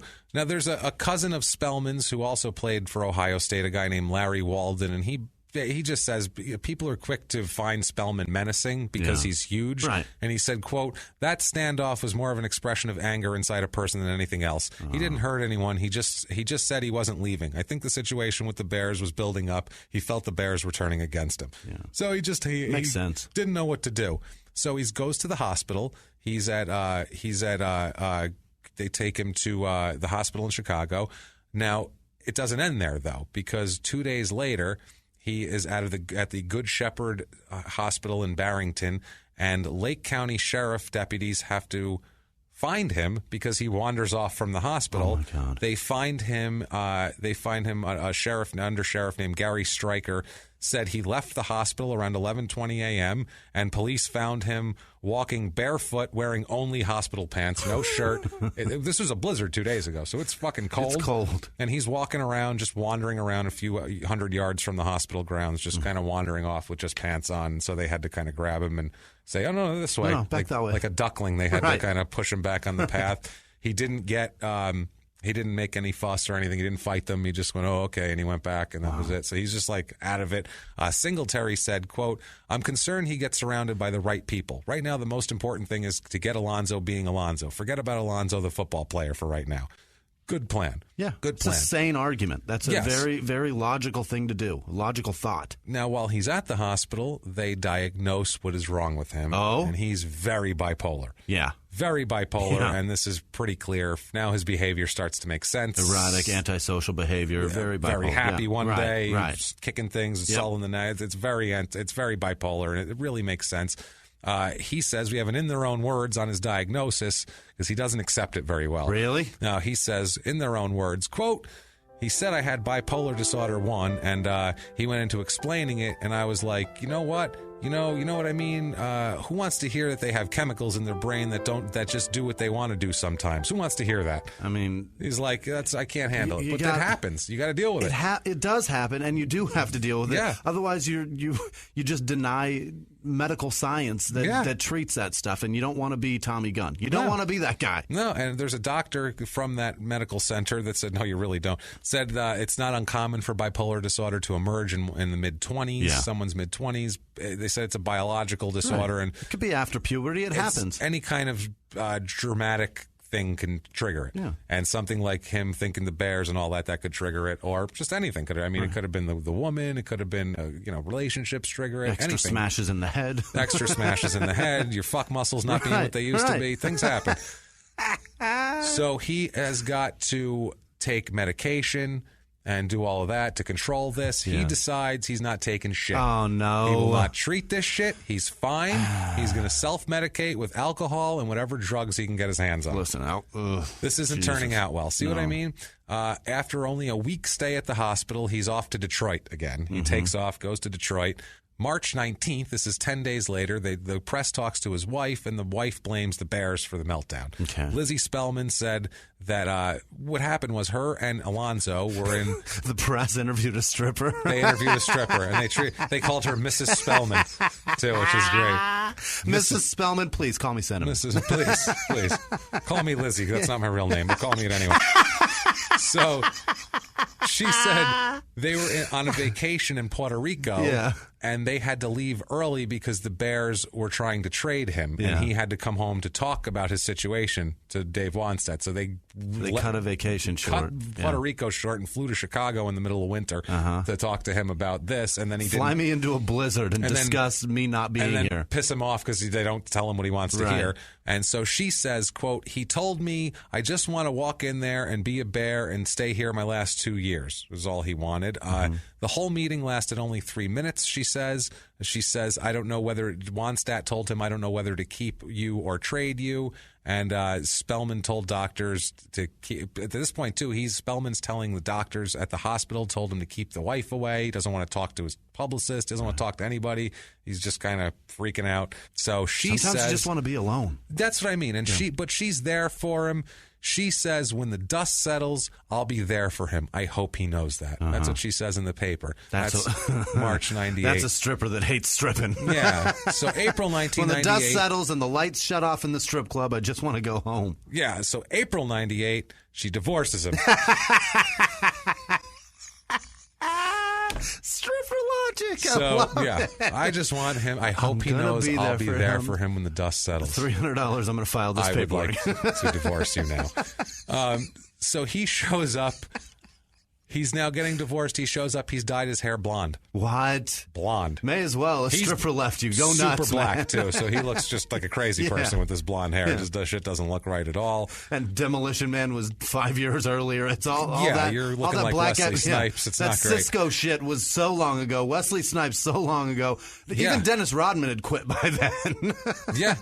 So now she also files a temporary restraining order against him for his assets. Yeah. She says, quote, he has, quote, commenced a course of conduct to deplete the party's assets. That is the smartest thing I've ever heard out of a stripper's mouth. I don't think she said that. She was like, he's out spending all our money fucking women. And he went, he has commenced a course of action to deplete the party's assets. Don't say the part about fucking women, please. Don't say that. So a circuit court judge here issues an order in favor of Lizzie, limiting Alonzo Spellman's access to the money. It remains in effect until April 23rd. It's like a couple weeks, so they can do deals. The assets include $1.4 million in one bank account and another bank account. So he's got money and he's trying to spend it and he can't. Yeah. So he had everything going for him, and now a year later, he's got a stripper's telling him he's not allowed to have his own money. Right. So we're sorry for the stripper, but we're just trying to illustrate that he wasn't looking for...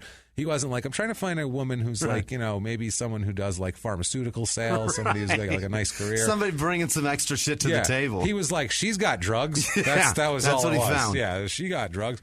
So they say, Lizzie Spellman says that they allege that Alonzo gave his mother $30,000 and gave each of his sisters $15,000. Okay. Which, that's his fucking right. He can He's do the one that. out there getting head injuries. Right. He could do that all he wants. But she's saying, no, you can't do that because we're married and it's half mine. And it's half mine. So you're giving $7,500 away of my money every time you give away $15,000. He also, they do say something here that's actually a nice thing that he did and a smart thing. He has 3 children by 3 different mothers, as we know, in 3 different states. Right. So, he's in whatever. He set up $300,000 annuities for all 3 kids. Beautiful. That a boy. And each one has a $100,000 college account. I love it. Also. So that was good. That was when he was thinking straight. And he's not a bad guy. That's what I mean. Like, he's like, I'm going to set my kids up, even though I never see them because I'm a absentee dad. Let's also not give him too much credit, and somebody may have recommended he do that. Yeah, well, things are getting weird here. A month later, May 27th, 1998, he's in Detroit, and cops have to douse him with pepper spray. Awesome. After he tries to break up a fight at a hotel between 2 female members of his crew. Oh, boy. Unbelievable. His crew. His crew. He's got an entourage, and it's so big that the chicks are fighting each other. The chicks are fighting each other. He was apparently... like we said before, those never end well. They're terrible. They always look bad. A woman looks stupid taking a punch. Like we've said, no matter how, whatever. Yeah. Just don't take offense to that. Sad. It's a joke from another episode. Women look Either so listen sad to it all, it's a hit. callback, or go fuck yourself. I watched my mom get hit. It looks terrible. Anyway, he's at this Detroit hotel. He's at the Westin. He's checking into the Westin when 2 women accompanying his crew members started fighting. One woman stabbed the other woman. What? So that's the kind of women he's associating with. Women that travel in entourages and stab each other. Carry that's blades. A very specific group of women that he's got there. Spellman tries to get in between them, and it takes 5 security officers to try to subdue him before they finally just use pepper spray because he's a giant guy and they make $8 an hour if they're lucky back then. So, police officer, I'm sorry, that was a police officer that finally used the pepper spray, not even a security guard. Right. So, So anyway, that spring, too, in the spring here, the May and all this, he turns up at a Chicago club called Crowbar to model in a gay and lesbian fashion show. Of course he did. In which he was like dressed in a skirt and shit, to which at some point the skirt came off, so he just began dancing around the club with his dick flopping around. So now he's dancing around a gay club. I knew it was going to be an awesome story as soon as you said the Crowbar. I was like, that's a gay bar, bro. No, he just went around. It was a gay bar. Yeah. He just went around dancing, swinging his cock around like a fucking... Hell yes. Unbelievable. That's awesome. So this is his skirt he's having a ball, this guy right now.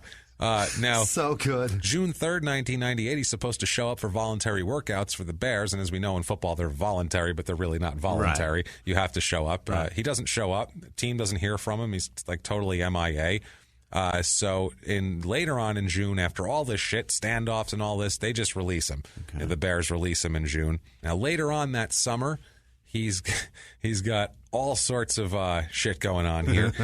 He gets stopped in his car by police in Wisconsin, and he acknowledges that he has a .380 pistol in the passenger door. There was a search. They found the firearm. He's arrested on a felony offense. The charges were actually dropped on that because the search was determined to be illegal. So he got lucky on that one. He fucking dodged it.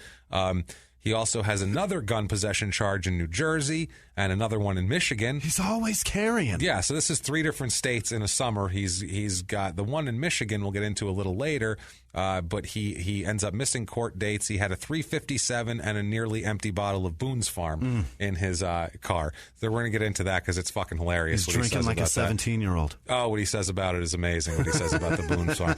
About the guns, there's an article I saw, a big long piece that is using Barry Switzer getting caught with a gun at the airport, the ex-Cowboys and Oklahoma University coach, and Alonzo getting busted with guns as a pro-gun argument that good people, citizens like that, should never be arrested for having guns, even if they have them loaded or illegally or in an airport or anything, because they're good people. Fuck you. Well, they're just say Alonzo, he's a good guy. It's hilarious. Here is, in their own words, and him with guns. Yeah. He says, quote, "Guns are the equalizer of the world. It's not something when your size makes a difference anymore. A lot of people have problems with athletes. Either they don't like us or they don't like the way we play. We're riding around in a Mercedes-Benz. Our salaries are in the paper, and it makes me uneasy not to be protected. I've been in situations all my life where I wouldn't have been anything new to me to be approached and be able to protect myself." He's not wrong in a way. He's wrong in that statement, but the other part of that statement should have been, there's gambling on our fucking game, and if I do something that causes somebody to lose a bunch of money, they may want to kill me. Yeah, or people are dicks too. So yeah, I can agree with that, but don't fuck up, first of all. You're paid very highly to do a job. Do the fucking job. Don't cost somebody a bunch of money. And also, too, how about don't be anywhere near where those people would be at? You know That's what I mean? Another thing. Yeah, you're rich enough to not have to be there. Now, later on that summer, he is spotted being led into Dennis Rodman's club called Illusions, which is like a crazy place, as you might imagine. By another, this is a Chicago club, by a male who is walking Alonzo in. Alonzo is wearing a metal-studded dog collar and being brought in by a leash by a guy into a club. So he's getting freaky. Alonzo getting freaky. This shit is getting weird. But in Alonzo's defense, maybe he was told to wear that by Dennis Rodman, because I could see Dennis Rodman being like, "Yo, this is leash night, bro. Right. We got a ton of stuff. You can only show up with the leash." Yes, absolutely. Get that leash on and go. August 4th, police stop him in New Jersey. They get a weapons warrant for that. He spends the night in jail for that. Yeah. August 7th, he shows up. Now, he's been cut by the Bears. This is like he's been arrested 3 days before, but he shows up for a workout with the Jaguars. Okay. Jaguars are still interested in him. They wanted him 2 years ago, and they still want him. The team ends up passing on him after they gave him a psychological evaluation. Yeah. He showed up with a dog collar? Well, it's just one of those things where they're like, you can treat bipolar, and you're not doing it. Yeah. So you have and he was like, I'm fine. Right. I'm cool about that. And we're going to have a quote on this with him being like, that ain't no thing for me. Yeah. He doesn't make the team.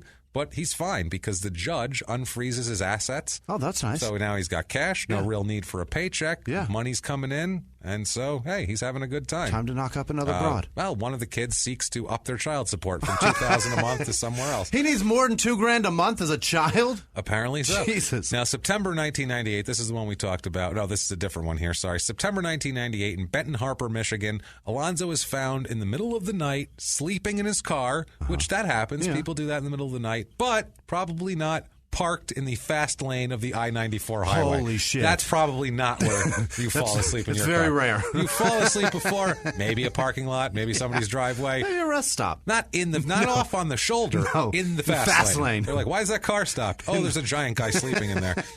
Now, he refuses to acknowledge his illness, and here's in their own words on how he's fine. Okay. I'm good now. He says, in their own words, quote, "The medical diagnosis, as far as I'm concerned, it doesn't apply to me at all because I don't take the drugs. I haven't taken them ever since this thing at the hospital. And I haven't had any problems, so, and I'm not going to have any problems, obviously, right?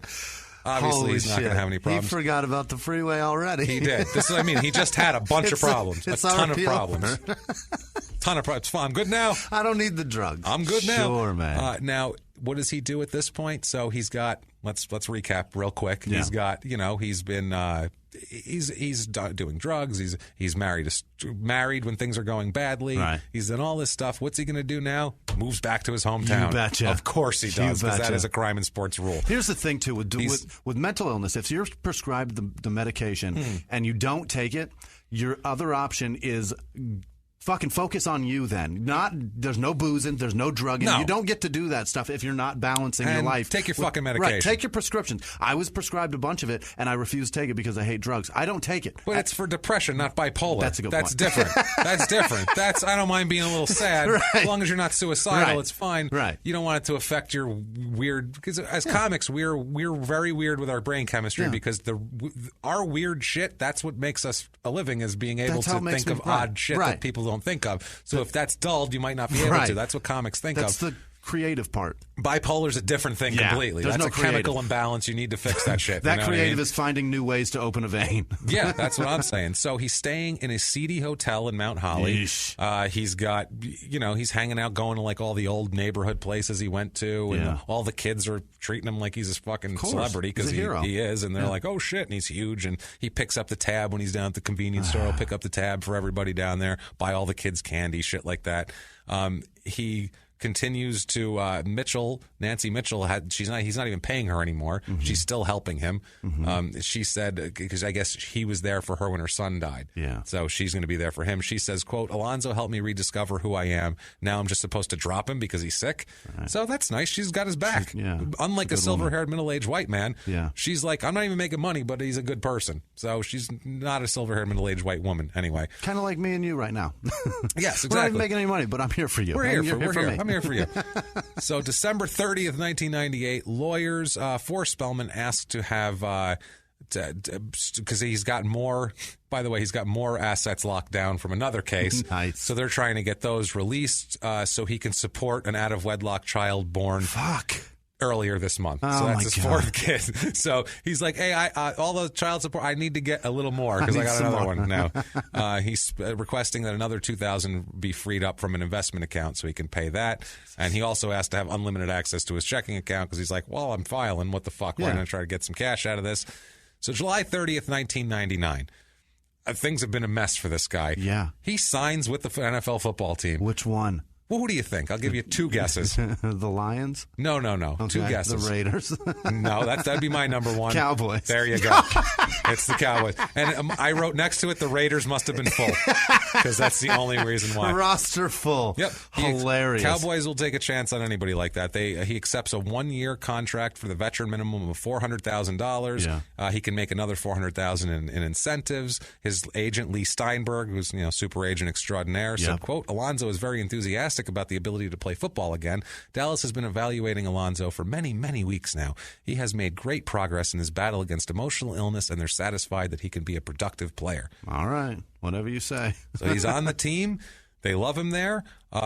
In November 21st, 1999, in the Dallas media, he announces, I found God. Oh, fuck. Crime and sports rule number 3 or whatever. Don't find religion when things are going bad. Don't get married. Don't move home. Don't find religion. He is 1, 2, 3. Boom. On that shit. Yahtzee. So he announces he has found God. He becomes real Jesus buddies with Deion Sanders. Oh, no. All that shit. They're like all Jesus-y buddy and all that crap. Whatever. Good for you if that gets you out of whatever. But I think he's just trying to fit in. It doesn't save people with bipolar he needs medication. Shit. Then he can worry about Jesus once he takes his medication. Right. Go to church. I can give a shit. Get sane and then figure out Jesus. Get sane, then get saved. You don't go the opposite. There you go. That's a good idea. So 1999, he starts all 16 games with Dallas. They use him. He has 5 sacks. Dallas goes 8-8, but they make the playoffs that year. That was that weird year where they made the playoffs at 500. They lose to Minnesota in the first round. Chan Gailey gets shit canned, the coach there. Now, January... In 99? In 99, okay, after this, was that when the Vikings played the Falcons? They claimed that the Falcons could hear their headset monitors, and the Falcons went to the Super Bowl, and Denver annihilated them. That is the one. Now, we have another fluff piece, January 7th, 2000, called Spellman Sees the Light. All right. About how he's good now, everything's fine, it's his rebirth as a man and a football player, and I mean, it's the whole deal.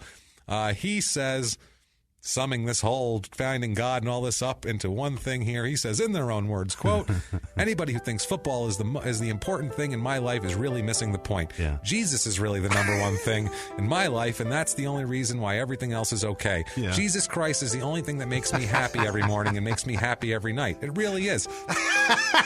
He had to beat me down and really take everything away from me in order for me to just listen to him. Yeah. And I listen. Of course. Whenever you hear whenever you have the Lord in your life and he's the number one focus in your life, everything is so easy. Yeah. Jesus Christ can do anything. He's a physician, he's a lawyer, he's a doctor, he's everything. He really is. Tell me more, Alonzo. No, he's not. He's a carpenter. Take your fucking medication. Take your medication.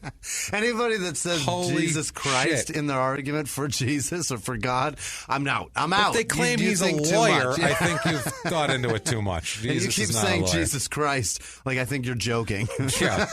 So the 2000 season, 2000 with Dallas, 15 games started. Real quickly, that's more ridiculous than what the Red Tarzan called the Jews. Yes. I believe he called Jesus the agent. A kike agent of the Mossad. That's not me. That is Bilal Ches. That's less Dotsic. ridiculous.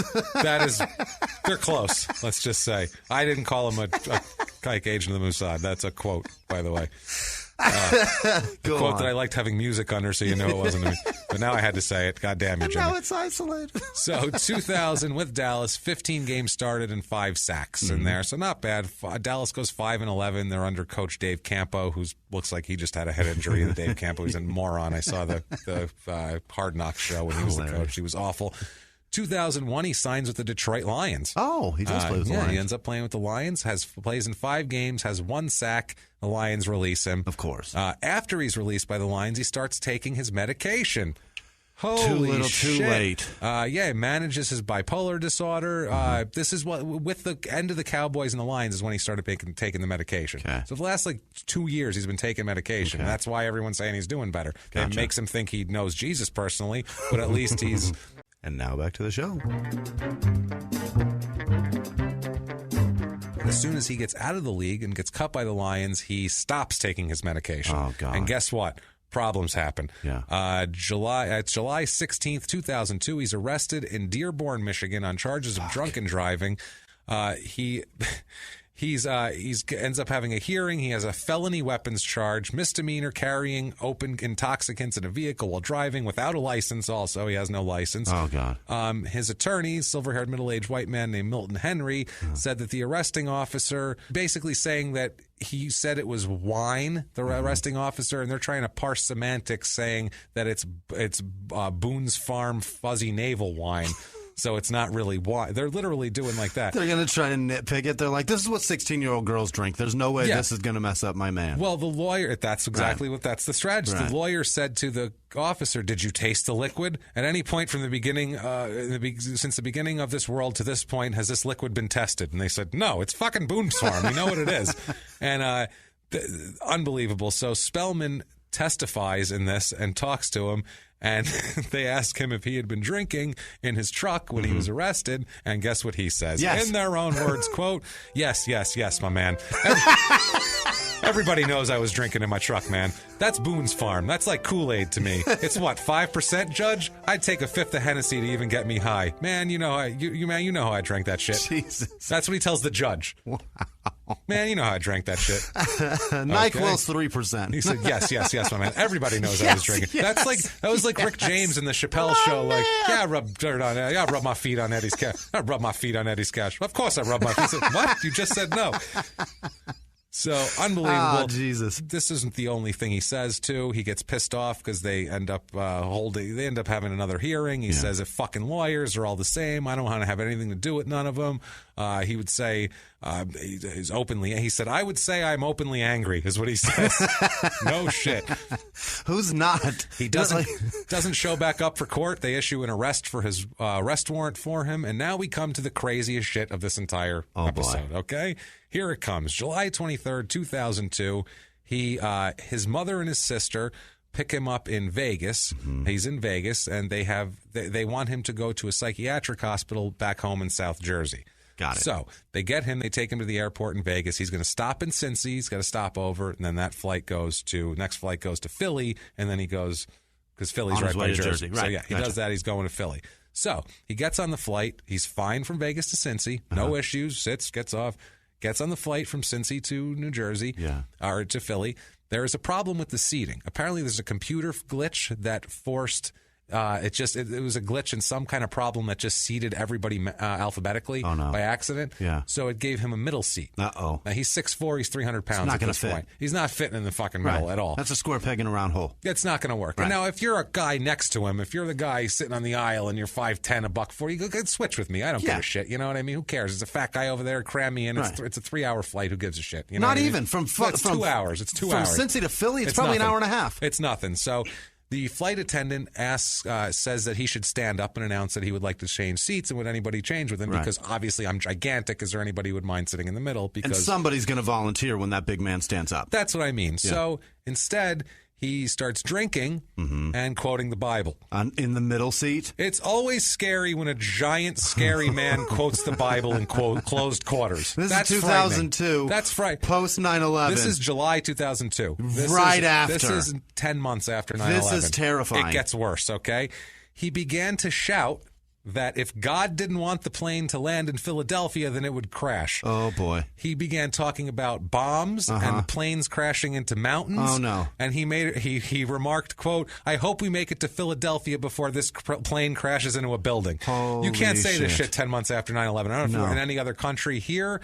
You had to keep blinders on in a plane. And you don't button it. You shut the fuck up. Everybody was very uncomfortable. You don't even say, I'm going to get drunk right now, I'm going to get bombed. No. You don't say that shit. You shut your mouth. That's what I'm saying. So when the flight attendant, a woman named Danielle Eller, speaks to Spellman about chilling the fuck out, he asks her if she was a Christian. That's his response.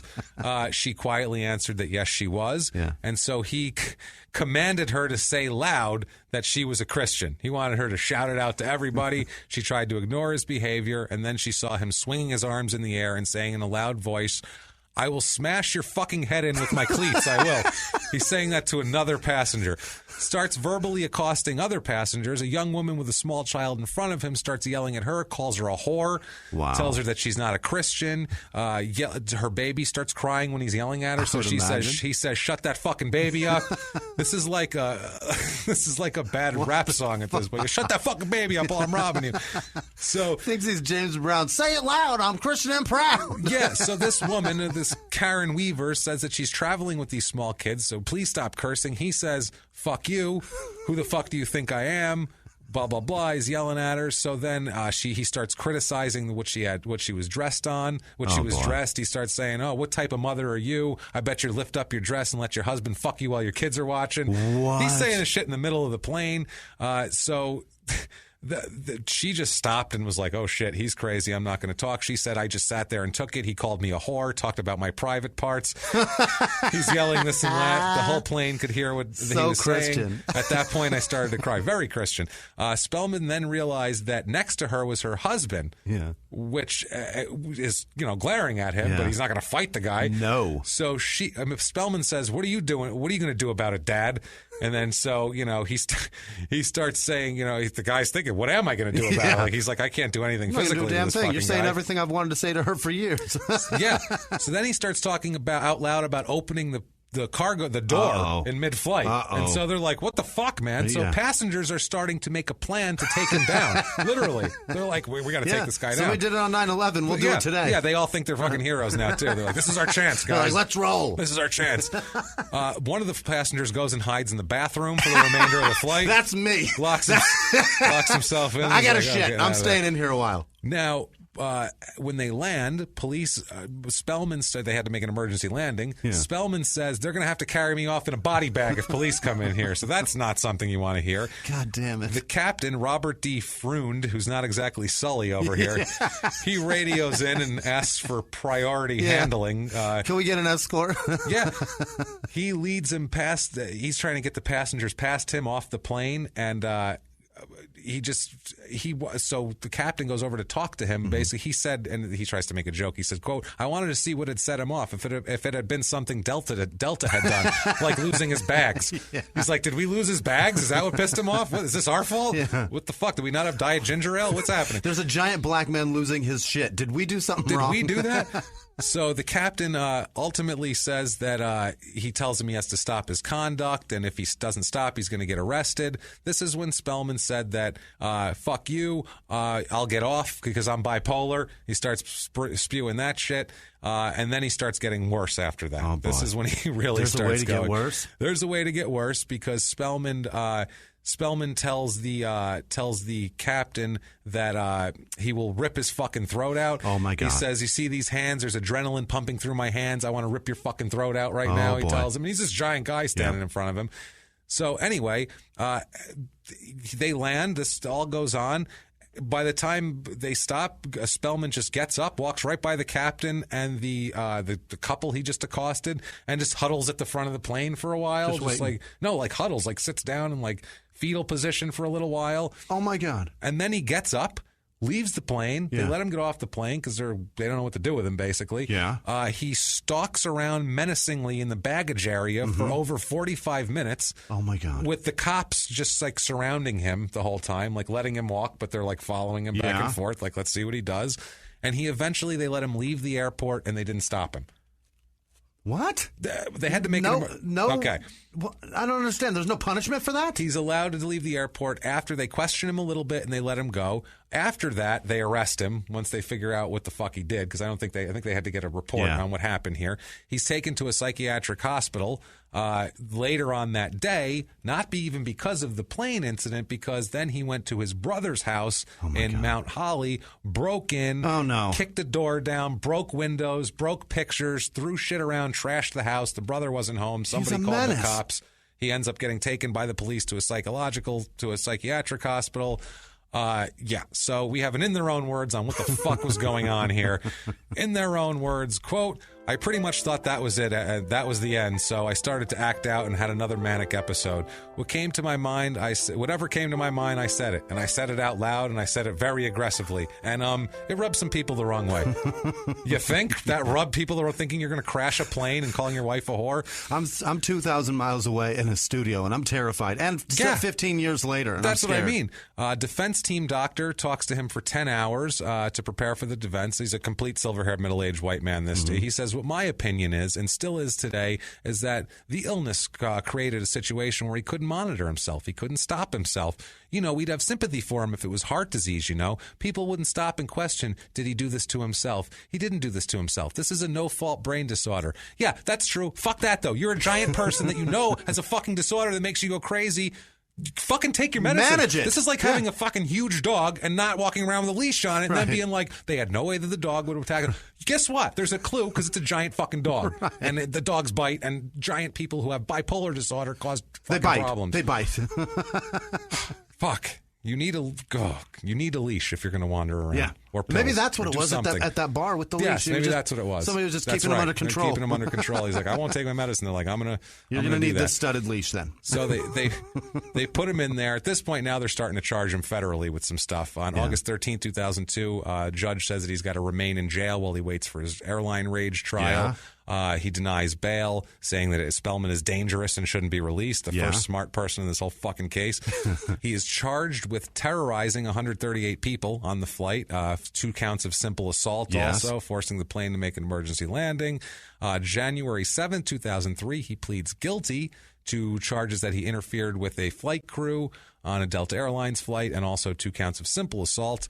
On January 29th, federal prosecutors announced they want Alonzo Spellman to serve a prison term for threatening the passengers and crew. Wow. The prosecutor said Spellman should get prison time when he's sentenced on February 3rd. She asked that he be given the term of 4 to 10 months. Okay. She says, quote, he shows no true appreciation for the lasting fear and harm he inflicted on the people on the plane, saying that he can't believe that he is in jail for a little cursing, because that's what he said. Without a real understanding of that harm and serious commitment to our plan for better mental health, the government contends that this defendant will only repeat his harmful conduct. Probably smart. Yeah. Spellman's attorney says that jail time's inappropriate because he's been held since August anyway, and that all of his outbursts throughout history are due to bipolar. He's never harmed anyone. He just needs medication. She said he's, quote, he's not a hardened criminal. He's a person who suffers from mental illness. He has been on medication since he's been detained, and he is stable. Yes, because he's taking medication, so that's why he's stable. February 2003, the judge asked Spellman if he would like to address the court. This is for sentencing. The judge says, how you doing, Mr. Spellman? He says, doing fine, Judge. And I would like to say that I understand I was wrong, and that's why I pled guilty. I've had a chance to see myself through the eyes of other people. I now know I need to take my medicine. Well, no shit. Thankfully. He said, I know I need help. The judge says, you heard what these people had to say. And Spellman said, yes, sir. So the judge said they were scared, and it's unfortunate that had to happen. He then talks about how he was taking a bunch of amphetamines. Oh, my God. While he played football and while he was going, he's taking a lot of amphetamines to stay up and stay aggressive and all that. And, that's bad for his mental health also. Yeah. So the judge said that, well, don't worry, because you will receive blue chip treatment in this prison system. And Spellman nodded. And then she said, you have many years ahead of you, and I hope that you can leave your demons behind. And said, you, sir, may fuck off 18 years, 18 months. You, sir, may fuck off less than that. Okay. 18 months in federal prison. I was say, that's steep. I can't believe I didn't hear about that. I know. You almost feel bad for him. I mean, because he's done all this shit, and you got fucking scared people on the airlines, and his goddamn kids are everywhere. Who knows? His mom's still working at the goddamn hatchery. Yeah. The Bears got a shitty pick. The 92 draft was awful. The Cowboys got fucked over. Everybody's screwed. I feel bad for all these people. Really do. But not nearly as bad as the one Alonzo Spellman on the face of the earth I found without him, who is a white kid with a Facebook profile. A white kid named Alonzo? He's a white kid with a Facebook profile where he's standing there with his shirt off. And that's all I know about him. I'm sorry. White kid on Facebook. That's the only Alonzo Spellman. That kid gives Alonzo Spellman a bad name. I have to. Yeah, he does. He does. I had to friend request him to get more information. Hilarious. Like, fuck this kid. I know you exist. That's good enough for me. Whatever. So he's forced to take his medication in jail. And on jail, we have it in their own words here. He says, quote, in their own words, quote, handcuffs, shackles, orange suit, dark room, you can't control the light. That pretty much put it in perspective for you how important the medication is. No shit. He served 16 months of 18 months. Wow. So they made him do it. Almost the whole thing. They made him do it. Yeah, he's released in, that includes the time served while he was waiting. He's released in November 2003. He'll be on 3-year probation, which includes seeing a psychiatrist, staying on medication. He begins trying to get tryouts with NFL teams. Nobody wants him. It's been years. So October 19th, 2005, he signs with the Las Vegas Gladiators of the Arena League. Wow. Yeah, that's he says we have an in their own words about that. He says in their own words, quote, I wanted to go to the big show. No doubt about that. But when I found out what the buzz was behind closed doors and what was really being said about me, I braced myself for the negativity. Canada and NFL Europe didn't work out, probably for the same reasons. Then I had a chance in the AFL to be part of something that's growing. That's progress. That's a good attitude, I guess. The Arena League. The coach there for the Arena League says he can be a dominant force here. Yeah. He's got 2 legs. Yeah. Half our team only has one. He's got 2 legs. He's got 2 legs. And he's crazy as fuck. Maybe it'll work out. Fuck. We can do this shit, man. The team's saying he's not making the same kind of money he used to make, but, they provide him with a team house and furnished and all that sort of thing. Nice. They provide benefits, and they do all that sort of shit like that. Now, November 11th, 2006... he decides to be an MMA fighter. Oh, my God. He fights at the Sears Center near Chicago, Illinois for the XFO 13 Operation Beatdown card. He fights Antoine Herc Hayes and wins in a unanimous decision. He didn't take his meds and he beat the shit out of somebody. Yeah, unanimous decision. He wins and never fights again. So he's undefeated. He's a winner one place. Yes. So January 29, 2008, he's in Tulsa, Oklahoma, and he is arrested after being chased by police for 20 minutes. Chase began when police responded to a disturbance at a convenience store in Tulsa that he caused. They chase him. When they arrived, Spellman got into his Chrysler Pacifica. Things are getting worse. He had a Mercedes. Oh, my God. And drove away. The arresting officer said, quote, "He took us on a little pursuit through the city. We had to use stop sticks that took out 3 of his tires." Wow. They had to do that. After the vehicle stopped, he refused to get out of the car for about 20 minutes until police fired pepper spray bullets through his windows. Oh, my God. And then he came out of the car after that. Bad news. He was booked into the Tulsa County Jail, and his bond was set at $10,700, and he was still in jail. So now he gets out of there. Yeah. He's wandering around Tulsa.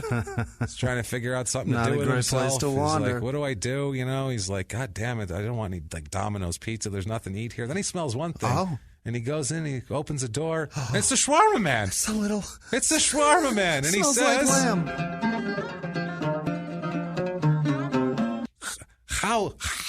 How is it you've come to arrive here? Why are you here, man? Why?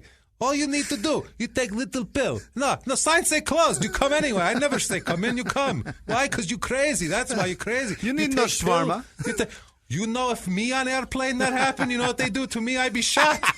You lucky you black. No, I make for you. It's fine. The sign say close. I got it out anyway. I make for you. You want lamb? I can make lamb. The lamb, man, best in city. But never mind. Sign say closed. You take medication. Go. The shawarma man put little pills. Crushed him up and put him in a shawarma. So that was really, really good. September 21st, 2008, he's arrested again, this time in New Jersey, outside the Sunset Tavern on Sunset Road for allegedly threatening to kill another man. Spellman was holding a knife, threatening to kill a 32-year-old man named Jeffrey Lewis. Well, basically he got in a fight with somebody else, Spellman, and then this guy came in and said, "Oh, calm down." And he pulled a knife out and said, "I'll fucking cut you because I'm crazy." Mind your business, fucker. Yeah, so he is charged with aggravated assault, making terrorist threats. That's 2 of those so far. Unlawful possession of a knife and possession of a knife for an unlawful purpose. Those sound like the same thing backwards. Sent to Burlington County Jail and was being held there in lieu of $100,000 bail. Whoa. So a few months later, in March of 2009, he pleads innocent to charges stemming from the fight, which is insanity. He's unable to make his $50,000 bail. He also has a warrant in Tulsa because he didn't show up for the court. Jesus. There, he's been offered he's been offered probation in exchange for a guilty plea in this attempted whatever charge, and then Tulsa he's got to go to. So in Tulsa, he ends up going down to Tulsa and trying to, get his shit served. He was in jail for a long time down there because he couldn't get out of. He couldn't make his bail. So he ends up being. He pleads no contest to a variety of charges there, and he's gets time served for that. And these were felony charges, including a police officer, assault with a dangerous weapon. Yeah, it's crazy. He was sentenced to 1 year in jail and released after they said he had credit for time served for that. His attorney David Phillips said it was good for all involved. He said that Spellman's a really, really, really, really nice guy. That's a lot of reallys. As long as he takes his medication. No shit. That's what everybody. As long as he takes it. He gets a really for every medication he needs to take. Yeah, that's what I mean. So he's in a mental health program in 2013 as he keeps going in, check it in, and he is arrested. Oh my God! Sent to Burlington County Jail for threatening to kill people at the Willingboro Mental Health Program. Wow. He was charged with terroristic threats for making threats against staff members and fellow patients, threatened to kill them all, basically. And he said in there, he's like, how can this be? How can I not? Because they said you're not allowed to go back there. He's like, but what if I have a mental breakdown? That's the mental place. Yeah. That's where else can I go? Right. If I have problems, I go there. Right. You're telling me I can't go there if I have problems? Fucking kill you. Because I have problems. What the fuck am I supposed to do? And then he threatened him with a knife. No, he didn't. So he has 6 kids here. He's living in New Jersey. He's having a public defender represent him. Damn it.